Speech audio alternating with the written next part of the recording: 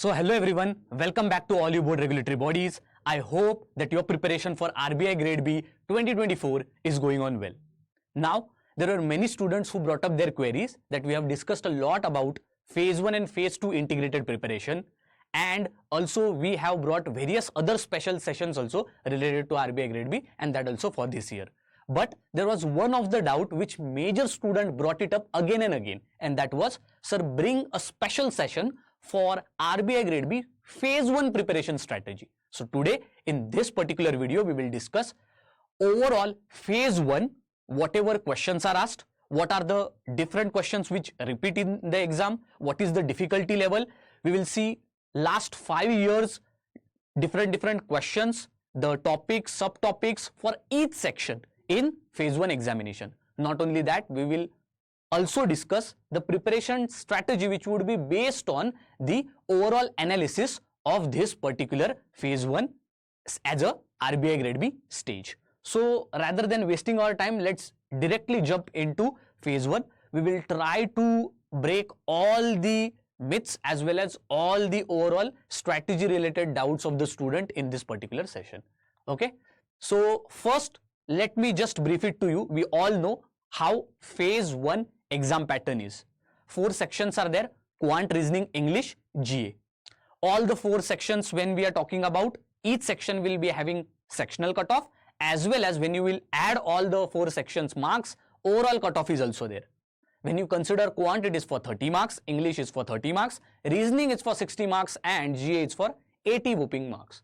In total 200 marks. So if you go through the overall cutoff of last 5 years again, you will understand the latest cutoff. You can look into GA 12 marks out of 80, English 4.5 marks out of 30, quant 4.5 marks out of 30, reasoning 9 out of 60, and overall cutoff was 54.25 out of 200 marks, which is close to almost 35 to 40%.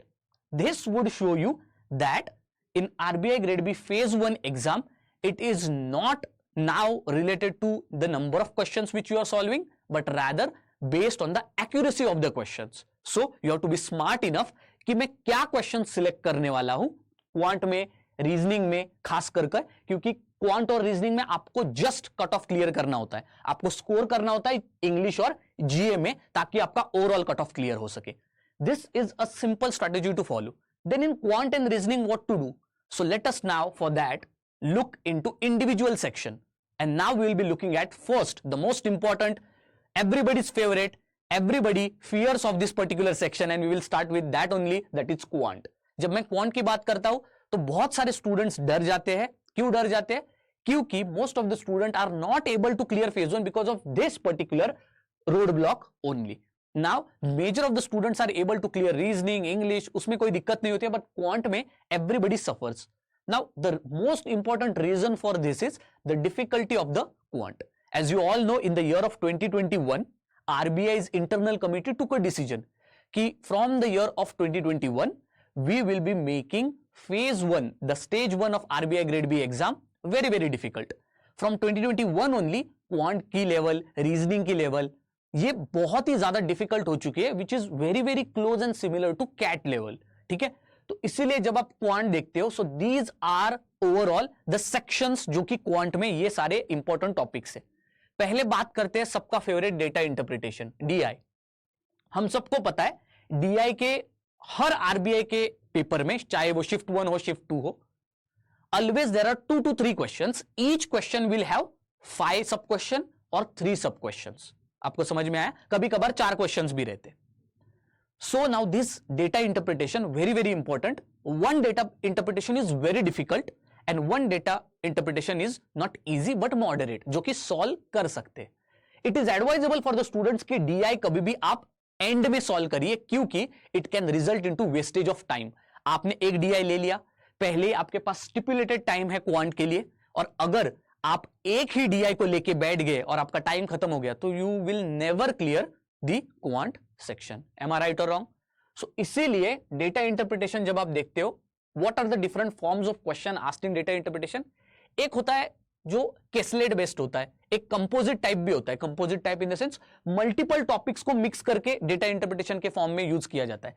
General DI जब हम देखते हैं tabular होता है, pie chart होता है, bar graph होता है, इन्हीं के कॉम्बिनेशंस के थ्रू डेटा इंटरप्रिटेशन होता है, बट बहुत डिफिकल्ट होता है। एक जो डीआई आता है वो तो बहुत ही डिफिकल्ट आता है। So what to do in DI?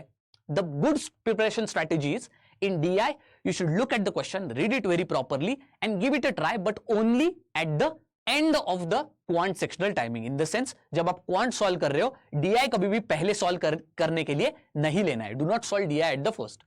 Solve DI at the end. First you try to solve either arithmetic, quadratic, number series, number system, simplification, approximation, data sufficiency. ये थोड़े solve कर लेना पहले, DI at the end. One more thing, out of two DIs, the one which is moderate, you have to find which questions are easy and moderate, which are solvable for you, and the difficult you have to just move on. So do not touch difficult questions, just go to the solvable, moderate and easy questions. Quant में अगर आप देखते हो in 2023 shift 1 14, 2023 shift 2 14, 2022 11, 21 9, फिर 19 10 और 2018 10. वो बहुत ही ज्यादा नंबर है ये क्वांट का अगर आप देखते हो, but the most logical thing is कि आप ये जो 14 मार्क्स है इसमें से अगर आप 5 से 6 भी लेके आते हो, आर वर्क इज डन, क्योंकि कट ऑफ क्वांट का 4.5 था. यही लॉजिक है जो बहुत सारे स्टूडेंट्स को नहीं समझ में आता है. There is one more thing, if you are not able to actually clarify that कौन सा क्वांट डिफिकल्ट है और कौन सा क्वांट मॉडरेट है, कौन सा मैं सॉल्व कर सकता हूं, कौन सा नहीं कर सकता हूं, इट्स बेटर कि आप इसको मत टच करिए and you choose the other topics. फिर आते हैं अरिथमेटिक के ऊपर. Time speed distance, time and work, profit and loss ratio, ages, averages, percentage, fraction, simple interest, compound interest, partnership, mensuration. This is also huge chunk. Shift 1 में 6 ही पूछे थे, लेकिन shift 2 में 8 क्वेश्चंस पूछे थे. नाउ ये जो अरिथमेटिक होता है ये हम बचपन से करते आ रहे हैं. 7th की scholarship, 11th, 12th. Arithmetic we can do it even though it is difficult if you practice enough, if you do practice of different types of arithmetic. Time, speed, distance के सारे types solve कर लिए, time and work के सारे types हमने solve कर लिए, profit and loss के बहुत types होते हैं, you solve those. Averages, ages का you did a good practice of ages. Whatever the question comes, your answer comes.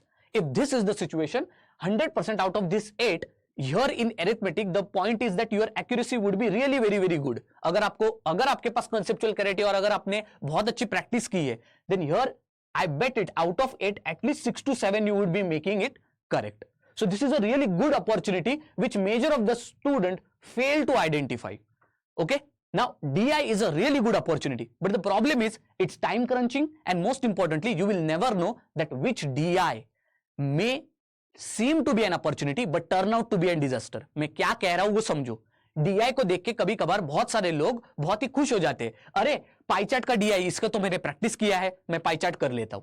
This opportunity कभी डिजास्टर बन जाए आपको पता नहीं चलेगा. So that is why look at the questions, give it a good time और जल्दी से सॉल्व करके एंड में कभी DI कर लेना. अगर अरिथमेटिक का सेक्शन के अगर आप टोटल क्वेश्चन देखते हो number of, it's a really good chunk from which you can choose some questions and solve them and really clear the quant section. Quadratic equation also is a really good opportunity. 5 3 3 5 1. And related to quadratic equation, we all know if you do practices of some types of quadratic equation and if you have habit of doing it, तो आप जल्दी calculate करके ये quadratic equation solve कर सकते हो. लेकिन वही है कि ये डिपेंड करता है आपने प्रैक्टिस कितना किया है. नंबर सीरीज, सीक्वेंस और नंबर सिस्टम से भी almost you can see almost 5 4 such amount of questions are asked throughout the years. So अगर आप देखते हो नंबर सीरीज, नंबर सिस्टम, ये भी बहुत ज्यादा इंपॉर्टेंट है. Now for many students they feel that number series and number system it is more of कि अगर आपको आता है तो आता है, नहीं आता है तो नहीं आता है. ऐसा नहीं है. In number systems and number series also and sequences अगर आप प्रैक्टिस करते हो और वो भी डेली बेसिस पे, then it creates an habit and more importantly it creates an aptitudinal skill जिससे आप बहुत सारे क्वेश्चंस, पहले आपको देर लगेगी सॉल्व करने के लिए but later you will solve it very quickly. So for arithmetic, for number system, number series, hard work is required. Then simplification, approximation and data sufficiency. Data sufficiency एक बहुत ही ऐसा टॉपिक है जो कि नेग्लेक्टेड टॉपिक है. बहुत सारे लोगों को ऐसा लगता है कि डीआई डीआई डीआई कहते रहते हैं लेकिन डेटा सफिशिएंसी को भूल जाते हैं. मुझे ऐसा लगता है you should never miss 2 marks which come in data sufficiency if they are coming. This was all about quant section. I hope आपको एक आइडिया मिली. अब बात करते हैं रीजनिंग की। रीजनिंग में अगर आप देखते हो, reasoning is also again sometimes problematic for some of the students. Reasoning में पजल्स होते हैं। अब पजल्स की जब हम बात करते हैं, again look at it very carefully. Puzzles are in different form, floor या फिर बिल्डिंग के जितने कितने फ्लोर से अलग अलग उसके पजल्स होते हैं। वेरिएबल पजल्स तो आपको पता ही होगा, अलग अलग वेरिएबल्स है। For example 5 friends, 5 T shirts, 5 sports, 5 fruits, ये ऐसे वेरिएबल्स। एज का कॉम्बिनेशन पजल्स में, arrangement, circular arrangement, then linear arrangement. So puzzle is an combination of multiple other topics which fall into reasoning. तो अब puzzles में क्या करना है? Now puzzles in reasoning you can take it to solve at the first time. क्यों? क्योंकि अगर आप पजल्स बहुत ही कामली, if you solve them calmly by not losing your calmness and composure, 100% puzzle would be correct. Out of 20 questions it's very easy कि आप 15 तो लेके ही आ सकते हो। Shift 2 and 20 in 2023, shift 2 also 20, 2022 में तो 30, 21 में 30, 25। So it's a really good number जिससे आप रीजनिंग का कट ऑफ ही डायरेक्टली क्लियर कर सकते हो। But again puzzle you have to identify which is easy, which is moderate, which is difficult. If it is difficult, better not put your hands into the fire. It's well said. Then comes critical and logical reasoning. Statement based. अब critical and logical reasoning क्या होता है? Statements दिए जाते हैं. Now this is one of the most wonderful opportunities in your reasoning part. Statement, assumption, conclusion और arguments होते हैं. If you practice enough, अब ये जो पार्ट है ना, बहुत सारे स्टूडेंट इससे डरते हैं क्योंकि उनको ये लगता है कि हमारा आंसर और एग्जामिनर का आंसर अलग होता है। ऐसा नहीं होता है। If you look at this number of 8 questions and this 12 questions, always, even if you attempt the number of questions here of logical reasoning and critical reasoning, and actually if you use little bit logic and if you practice, there is very high chance कि आपके questions 80% accuracy से तो होंगे ही। पर वही है कि लोगों को यहां पर लगता है that it is a risky thing. Okay, so what I recommend is that do critical reasoning and logical reasoning at the end में करना है कभी भी। Coding and decoding is also really good opportunity. 5, 4, 2, 2, 5 आप देख सकते हो, बहुत अच्छे नंबर्स में आते हैं।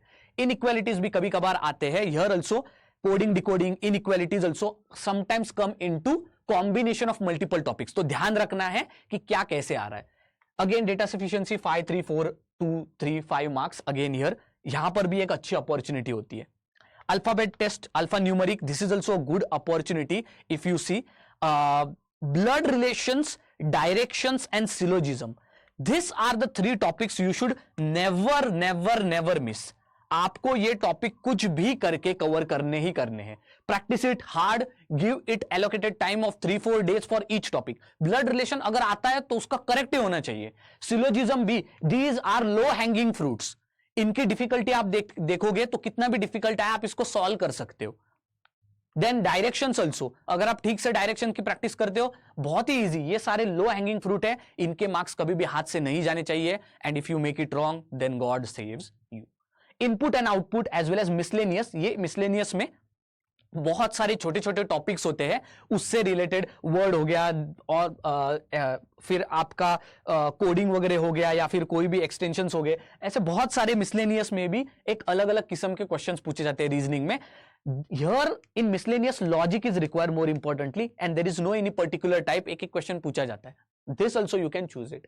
Now what are the targeted topics in reasoning? तो मैंने पहले बताया ब्लड रिलेशंस, डायरेक्शंस, सिलोजिज्म, फिर आपका पजल्स भी कर सकते हो। In data sufficiency, inequality and coding decoding, ये जो मैंने अभी कहे हैं वो बहुत ही ज्यादा इंपॉर्टेंट है and you should never miss on them. Logical and critical reasoning at the end of the section. Here we complete reasoning, now we come to GA. अब जीए में और जो इंग्लिश है उसमें ज्यादा इतना टेंशन लेने की जरूरत नहीं, ये तो स्कोरिंग होते।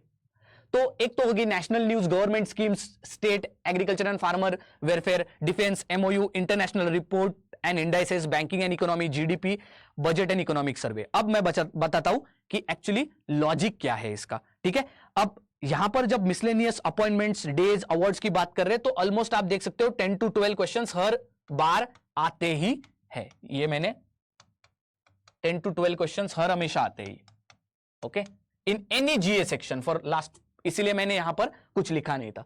10 to 12 किस कंटेक्स्ट में? अपॉइंटमेंट्स क्या क्या हुए, अवार्ड्स क्या क्या है, डेट्स के कंटेक्स्ट में क्वेश्चन क्या है, sports, books, obituaries. Now this is one of the most opportunistic area in your GA. क्यों? क्योंकि ये बेसिक सी चीजें आपको फ्री मैगजीन्स में मिल जाएंगी, न्यूज़पेपर्स में मिल जाएंगी, and therefore high probability is there. For example Nobel prize, 100% आपको एग्जाम के पहले नोबेल प्राइज देख के जाना पड़ेगा. Next thing is important days, ये भी आप क्लाइमेट के रिलेटेड इंपॉर्टेंट डेज करके चले जाओ. बुक्स हो गए, for example Man Booker prize इस साल किसको मिला है. So in this way, this is a really great opportunity. 10-12 marks you cannot miss, and neither you should make them wrong. Now next opportunity is to be coming out. आप अगर इतना PIB पढ़ रहे हो तो 100% गवर्नमेंट स्कीम्स आपका ये 10-12 marks जो है लेटेस्ट ईयर्स में ये नहीं जानी चाहिए. 100% you should be making them right. Then comes national and state current affairs or general awareness. This is also really good section, and most of the current affairs magazines definitely cover it. अगर आप पूजा ma'am को follow करते हो आप तो जीए में बहुत अच्छा स्कोर करोगे. Then comes defence. Even government schemes, every government scheme is covered by Lakshmi ma'am, so you don't need to worry about. अब एमओयूज और डिफेंस लो मतलब बहुत ही कम क्वेश्चंस कभी कभार ही पूछे जाते हैं. आप international reports and indices and banking and economy तो कभी मिस कर ही नहीं सकते. So in GA you will observe that banking and economy has almost 18 to 16 marks in every year. आप देख सकते हो 16 से 18 मार्क बहुत बड़ा नंबर हो जाता है. सो दैट इज वाई आपको कुछ भी करके पूरे 6 to 8 months before the exam उसका बैंकिंग और इकोनॉमी का जनरल अवेयरनेस कवर करना ही होगा. So it may be merger related news, it may be any other RBI update related to banks, it may be related to your economy. Definitely do it. It may be any portal, it may be any app etcetera, कुछ भी हो सकता है. But ये एक बहुत अच्छी opportunity है. तो जीए में जस्ट अपॉर्चुनिटीज ही है, एंड मोस्ट इंपॉर्टेंटली जीए में आपका बस रिवीजन मैटर करता है और हार्डवर्क मैटर करता है. Then comes English. अगर आप इंग्लिश को देखते हो तो आपका आरसी बेस्ट एलआई बन जाता है. 15 to 10 marks every year are asked. तो आरसी रीडिंग कॉम्प्रिहेंशन की प्रैक्टिस आएगी न्यूज़पेपर रीड करके. ग्रामर या फिर एरर स्पॉटिंग 5 to 6 मार्क्स आ जाते हैं. प्रीवियस ईयर आप कितने भी देख लो. Sentence arrangement, parajumbles, sentence connectors. अब पैराजंबल्स भी एक अच्छी अपॉर्चुनिटी है. तो जब आप इंग्लिश में स्कोर करना चाहोगे ना, रीडिंग कॉम्प्रिहेंशन, ग्रामर नहीं तो एरर स्पॉटिंग, सेंटेंस रीअरेंजमेंट या फिर पैराजंबल्स, उसके बाद बेस्ट क्लोथ्स टेस्ट एक होती है, एंड वर्ड्स इंटरचेंज. अगर इतने भी 5 टॉपिक इन सारे 8 टॉपिक में से अगर आप करके जाते हो, if you just do this 5-6 topics, definitely you can score 25+ marks out of 30. In English, your just fast reading skills and comprehension skill matter a lot. Please remember this very carefully. Now, by looking at all the topics and subtopics and their repeatability in last 5 years, we can get one particular preparation strategy.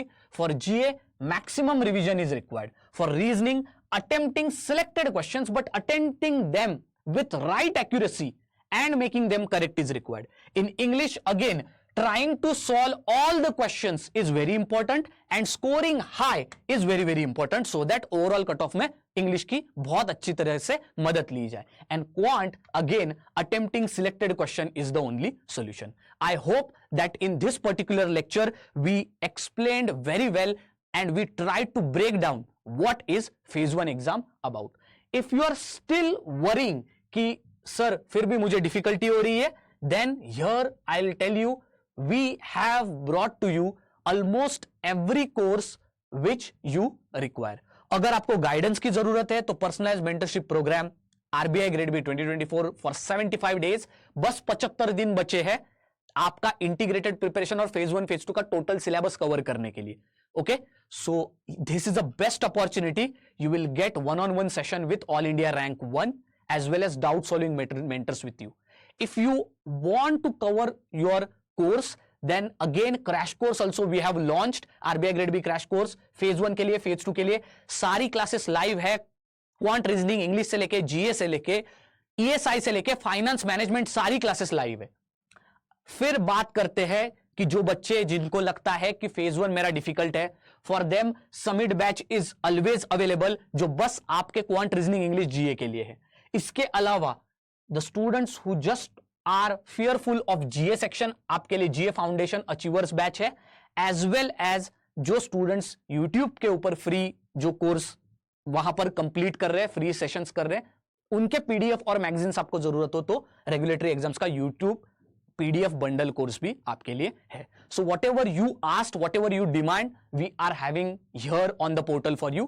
Go and check out the courses and best of luck. And of course, in comment section, mention that what is the next strategy or next video which you would be wanting. Thank you very much and see you next time.